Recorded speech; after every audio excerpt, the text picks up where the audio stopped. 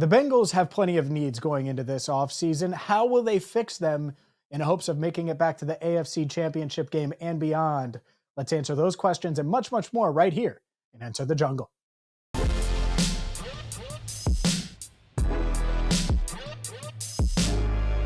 Hello again, everyone, and welcome in to Enter the Jungle. I'm James Rapien. I'll be joined by Andrew Fox-Miller in just a minute. A quick reminder that you can catch us every single Tuesday at 8 Eastern right here on the YouTube channel, Cincinnati Bengals Talk, and also airing weekly on Bally Sports. We're part of the Big Play Network. Excited about our partnership with Big Play. And without further ado, let's dive into a Bengals team that, for the first time in a few years, is on the outside looking in of the AFC Championship game. And yet Patrick Mahomes is still there. And now they face a division rival, maybe the Bengals' biggest division rival right now, in Lamar Jackson and the Baltimore Ravens. More on that matchup in a bit. But how do the Bengals get back to that point? That's what today's show is about. And let's welcome in Andrew Fox-Miller and dive into some of these needs, Andrew, because the Bengals, they have a ton of needs. We know that more so than they have in recent years. And we know they want to get back to this championship weekend. And, well, without a successful offseason, they're not going to be able to do it. Yeah, no doubt. And if we take a look at the positions and this, I guess, position groups that are out there, obviously free agency coming up first and foremost, followed by the draft. And in that scenario, where do we see the best or most likely outcome? Where do we see the most potential for the Bengals to be able to pull from that well, so to speak, whether it is through free agency, the draft, or both? So I'm thinking maybe we run down these position groups and just go through it. Bengals, what are we That's right. doing? Let's do it. Draft, free agency, or both. We'll start with their biggest need and go on down. And there are plenty of needs. Last year, this wouldn't have taken long. This year, there's a lengthy list of potential needs, or needs, depending on who you ask, that they have to fill. So without further ado, let's dive into it. All right, let's go. Let's begin, of course, with offensive line. Offensive tackle, specifically, Jonah Williams, more than likely out the door in Cincinnati. And if he stays, we're having a whole nother conversation. But let's assume he's gone. What are we doing, James? Where are we looking at? Free agency class, draft class, both? It's interesting because I think there are a lot of people that today would say they want the Bengals to use the 18th pick, their first round draft pick in the 2024 draft, even though it's January, that in April, when the draft rolls around 3 months from now, they want an offensive tackle. And I totally get that because this is a deep offensive tackle class. There are multiple guys that could be there when the Bengals are on the clock at the 18th spot. And so I totally understand that. But the answer is both. Because the last thing the Bengals can do, obviously if they let Jonah walk, which I think everyone expects them to do, they have to fill that void. And so taking a tackle at 18 should be in the cards potentially. I don't think that's going to change over the next 3 months. And maybe they take one in round 2, round 3, so can't dismiss that. But they need to address it in free agency. You can't go into the draft with just this gaping hole at starting right tackle. And that's exactly what it is. The Bengals dealt with plenty of injuries this past year, but they were blessed with health in one area, offensive line. All 5 starters played every single game. Spoiler, Andrew, that's not happening next year. And so you need depth anyway. So if I'm them, I'm signing a veteran, proven right tackle that doesn't make you have to reach in the draft for one of these guys. Hopefully the right one's there and you can take one, whether it's in round 1 or round 2, but you can't go in there with a glaring, gaping hole with your starting right tackle spot. I'm in agreement with you, both. I mean, I don't love the 2024 free agency class, so to speak, of offensive tackles. A lot of question marks, age, health, so on and so forth. Everyone is out there. Jonah being among the top, of course. Once he's gone, here we are, right? So, yeah, draft class, presumably, it seems by all accounts, it's going to be deep. Grab someone that might be a fill-in. Utilize the depth that we have at tackle in this draft. Absolutely. Yeah, that's what they have to do. J.C. Latham out of Alabama is someone I could totally see the Bengals taking at 18. And I hear so many people say, no Alabama tackles. I would certainly be okay with that as of right now. Amarius Mims out of Georgia is another one that I think they could potentially target in round 1. But plenty of time to dive into specifics on the draft. Let's get to the second position of need. And I think it's their biggest need as of today. That changes if Jonah Williams leaves. And it's defensive tackle. And I don't know how you fix the defensive tackle room when you have DJ Reader set to be a free agent, Josh Chupo set to be a free agent, you have BJ Hill, you have Jay Tufele under contract, Zach Carter, and that's about it. The answer here is obviously both. I think they have to pay multiple veterans, whether it's DJ Reader and someone else or just two capable veterans alongside BJ Hill. They also have to draft a couple of young guys and get younger, get athletic, replace Larry Ogunjobi, who signed with Pittsburgh a few years ago, and they haven't found that interior pass rusher since then. So I think the answer here is both as well. I think it's both. In this case, I might lean more free agency. So there's a lack of top end talent in the draft so far that I've seen in the draft itself. So I'm hoping they're going to have some sort of an answer, whether it's a depth piece, rotational player. I'm worried that they won't get that starter this year. They have an immediate need, especially if DJ Reader can't play or isn't on the team. So yeah, I'm going to lean free agency, but I'm absolutely fine with both. They need it. And one thing that you notice across the league, and certainly in these final four teams, but if you look back to the divisional round of the playoffs, you always want to be able to get pressure. You want to be able to stop the run. And the other thing, and so that's why we start with trench play, but tight ends. The tight ends have popped. And it seems like every single tight end that could, would, should have a touchdown over the weekend did. And whether it's Sam Laporta, whether it's Dalton Kincaid making plays, obviously Travis Kelce had a big game. Yet you have Baltimore, they lose their top tight end, and it doesn't matter. They still are getting production out of that spot. This Bengals team needs to address tight end. Everyone agrees. All four of their veterans are free agents to be come March. How do you think they address it? Free agency or draft or both? Yeah, you don't have nearly the top end talent that we saw last year. I don't see them taking Brock Bowers likely isn't going to fall to them for example, of course. So I don't know that you get an immediate starter in the draft, and they're going to have to address that in free agency. I'm going free agency on this one. It's fair. It is. And part of why it's fair is the free agent class. You have multiple guys that could come in and be an instant upgrade. Could you imagine Hunter Henry and Drew Sample and Tanner Hudson being your three tight ends? I feel like that's pretty solid. And it's because you keep two guys you're familiar with, plus you add a Hunter Henry to it, who's a proven veteran, someone that's out there. I know Pro Football Focus had Dalton Schultz as like the ideal guy that the Bengals could target. I get it. He's had 57 catches in each of the past 4 seasons at least. So I agree. I think the Bengals, they follow that blueprint. And it is a weaker tight end class, especially after Brock Bowers, who I agree probably doesn't make it to 18. Hope he does. That would be great. But if he doesn't, I do want to keep this in mind and throw it out there now. Last year was considered a weak wide receiver class. The Bengals found 2 wide receivers in that draft that they really like and think can be building blocks for their future, and Andre Yosavash and Charlie Jones. We'll see what they do this year, but maybe they take advantage of it again and find guys that they really, really like at the tight end position. Regardless, I agree with you. Free agency is certainly the way to go. Up next, let's address the other needs on the Bengals roster. And it's wide receiver, it's running back, secondary, and one key special team spot. We will do that next on Enter the Jungle. Welcome back in to Enter the Jungle. He's Andrew Fox-Miller. I'm James Rapien. We have plenty of Bengals weaknesses to address still on the show, and let's dive right on in. Running back is, to me, a weakness. I think some would debate that it's not, but Travion Williams set to become a free agent. They didn't get much out of Chris Evans last year. Chase Brown came on at the end of the year. There's certainly some uncertainty, I would say, about Joe Mixon's future in Cincinnati. And so I would put it on the list of weaknesses. Will they address it? Free agency, the draft, or both? Andrew, what do you think? I think it's going to be both. I think free agency needs to be the priority. Working under the assumption that Mixon isn't going to be around, or even if he is, I mean, we may only see a few solid guys in this draft. I mean, it's probably going to be a day 3 thing, right? I mean, if you look at free agency, you've got guys that can immediately start and maybe have a little bit more upside to them, as opposed to kind of exploring the options in the running back draft class.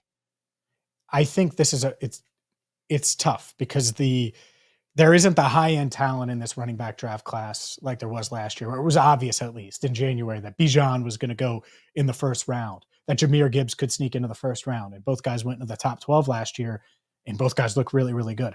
I'm not sure you have that type of back this year, but it makes sense to find an explosive young running back that can complement Chase Brown or be part of that Chase Brown running back by committee combo. And so, whether it is Joe Mixon and Chase Brown, you need a third piece to that. What I think they will do is they will go the both route. This is my prediction, where they sign a Clyde Edwards-Helaire or an AJ Dillon or someone like that. You save Mixon the cap money you owe to Mixon, which is nearly $9 million, and then you also address it in the draft. So you get much cheaper in that running back room, and you can use that at defensive tackle, like we talked about, maybe at wide receiver, which we'll discuss in a second.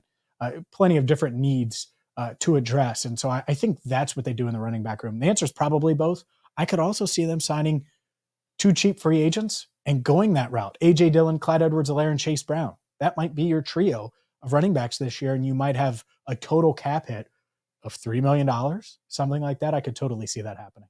Let's go to wide receiver, where it's interesting because to me, I see T. Higgins, and I think they'll place the franchise tag on him. They'll negotiate with Jamar Chase. You have Andre Yosavash. You have Charlie Jones. I think we all expect Tyler Boyd to sign elsewhere in free agency. Heck, he was flirting with the Pittsburgh Steelers over the weekend a little bit. Did you see that article with Pittsburgh? Like, never say never. Of course, never say never. You're about to be a free agent, my man. Get that money. I think wide receiver, to me, assuming they franchise tag T. Higgins, which I think everyone should assume because it's going to happen if they can't get a long-term deal done, the answer is draft. They're going to draft a wide receiver. I think they should draft a wide receiver. It's a really good wide receiver class. I think there's some speedy downfield threats that they should look at. And that's exactly what they're missing, especially when T gets banged up. You don't really have that other downfield threat. Maybe it'll, alongside Jamar Chase, maybe it could be Andre Yosavash. Maybe Charlie Jones takes a step forward. But I think adding a little more speed in that wide receiver room will certainly be a priority.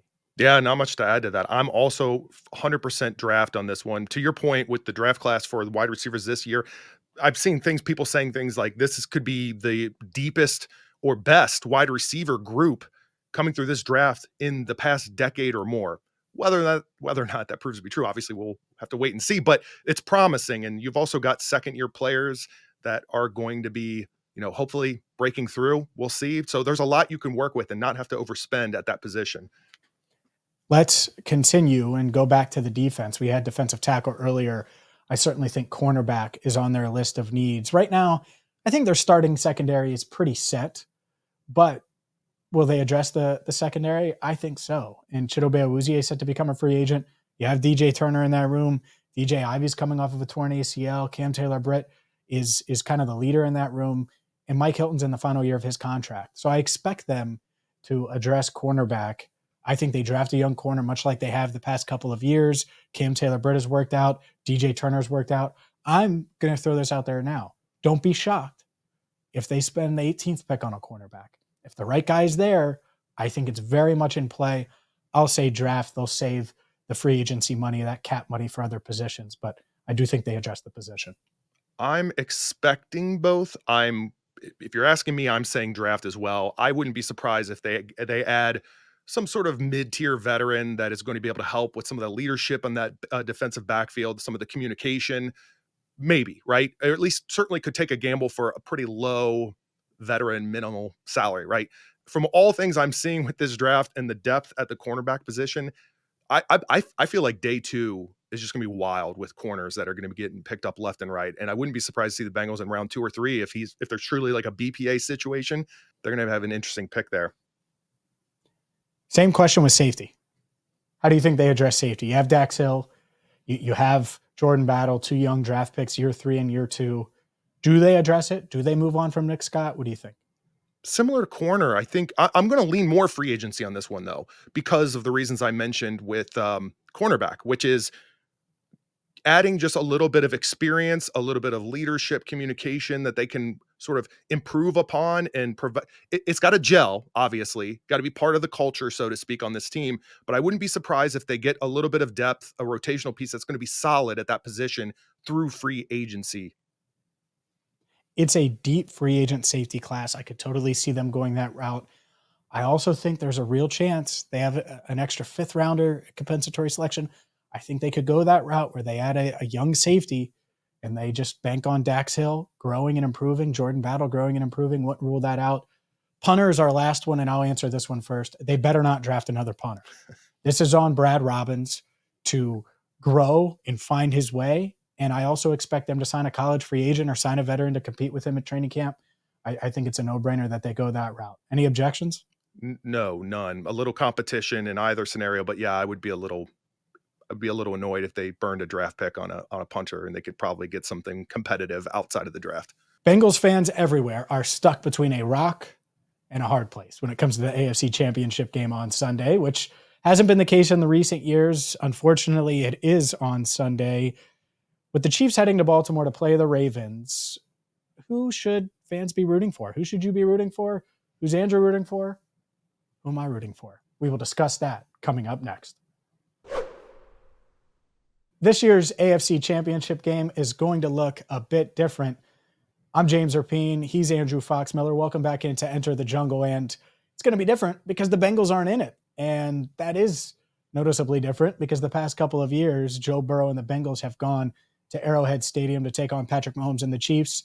That's not going to be the case this year. And this is kind of a worst case scenario, I would say, Andrew, because the Baltimore Ravens, to me, are the Bengals' biggest rival in the AFC North right now. I think they are certainly the team that over the past two seasons has gotten in their way. They almost beat them in the playoffs last year, beat them twice this year. Joe Burrow gets hurt in Baltimore this year, and his season ends in Baltimore. Meanwhile, the Ravens get a first-round bye, and they're one game away from the Super Bowl. Lamar Jackson looks like he's going to win MVP.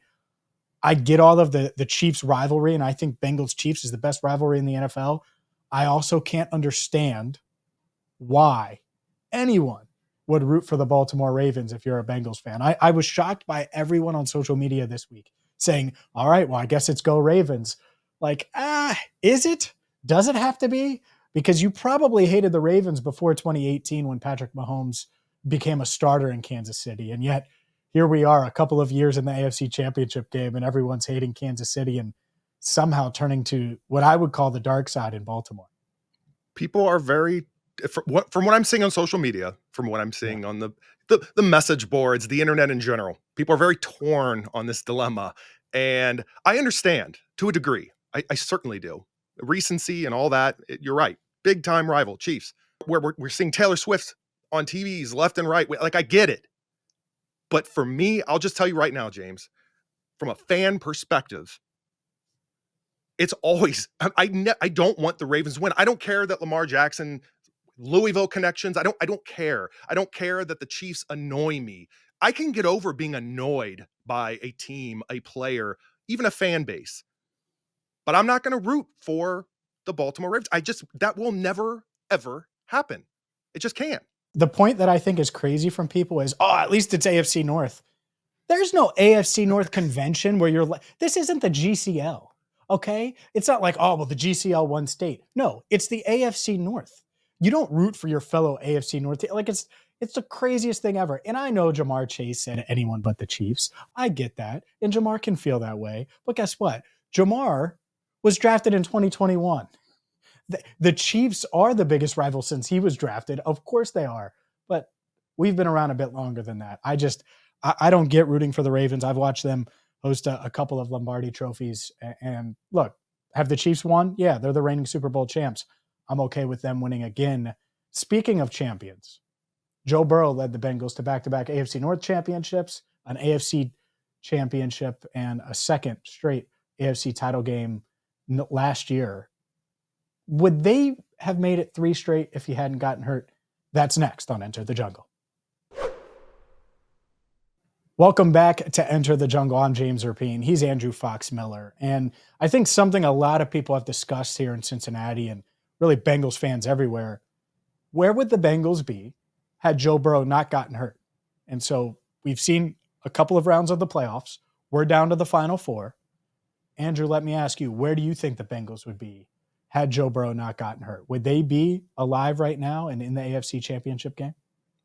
I think they would be. I think they very well could be. Look, at the end of the day, whether you could predict they'd be here in the AFC Championship game right now or not, I don't know anyone that is a Bengals fan or just does not want the Bengals to ever win, rival, what have you, that isn't going to sit here and just say there's always a shot if Burrow's on that team. So this year, particularly, yeah, there were some concerns with the defense, but overall, you've still got one of the best looking offenses in the entire NFL.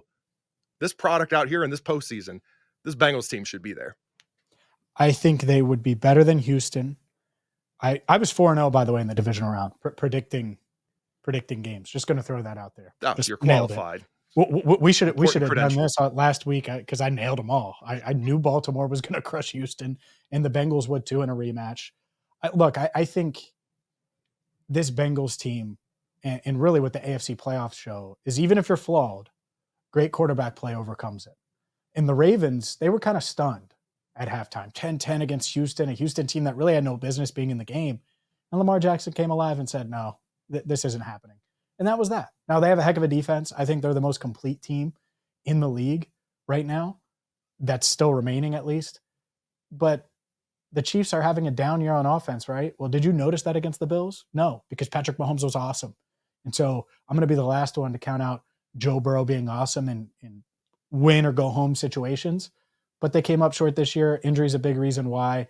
I do think they'd probably be alive. And who knows where they'd be. Maybe they'd be back at Arrowhead playing the Chiefs again for the AFC Championship. Or who knows, maybe in Cincinnati. You never know. There were 7 games left. He got hurt with 8 games left, really, because they had a shot against Baltimore. But that's what happens. That's why it's so rare. And that's why, going back to the beginning of the show, if the Bengals get a chance to add in free agency in the draft to address these weaknesses, they have to do it because the championship window with Joe Burrow is still open. They have to take advantage of it next season. That's going to do it for today's show. For Andrew Fox Miller and the entire Big Play Network, I'm James Rapien. Thank you so much for watching. Enter the jungle.